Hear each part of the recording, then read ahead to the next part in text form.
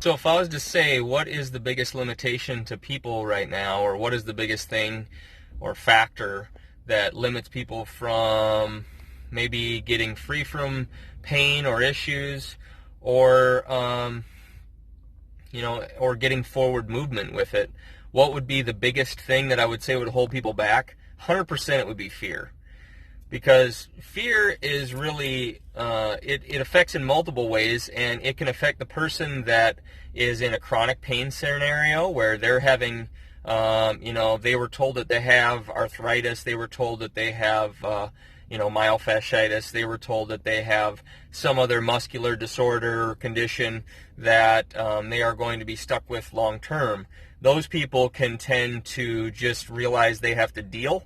And some other people that, like sometimes they'll have really small problems, but they don't know this small problem could be easily fixed if they just plugged in a little bit of home stuff.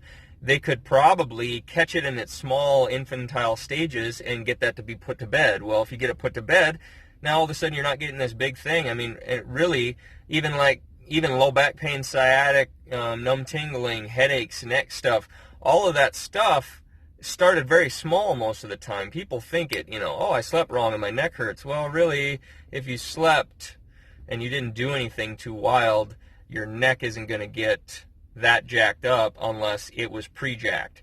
You probably already had some rotations. You probably either had some muscle damage or things inflamed, and then sleeping static in that one position too long took the injury that was already there and flared it.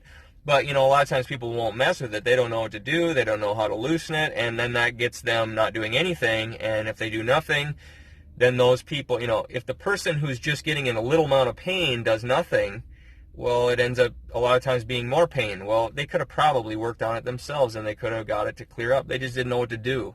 Well, for the other person that has chronic, bad, long-term stuff, here you got long-term stuff. Well, you don't know what to do either, and they said that it's never going to go away, so what should you do? Well, that's not always true either.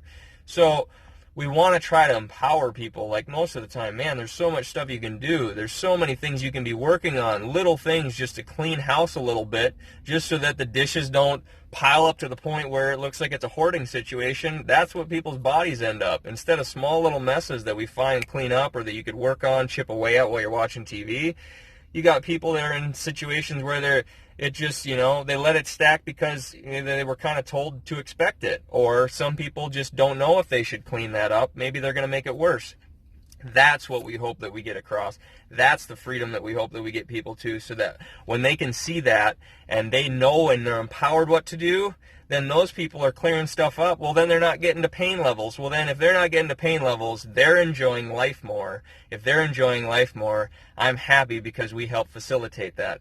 That's what we want. We want people that are empowered, that are going to get the most out of life, and they're not going to be limited and spend their short time here all dinged up, worried about what they can do and can't do, if they should avoid or not avoid, or hey, I can't do that, or hey, I can't get on the ground with my grandkids because it causes too much pain.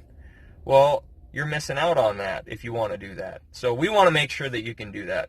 So that's my hope, that we can get those things all clicking and firing, get the little messes cleaned up, get people knowing what they can do so they can help themselves heal.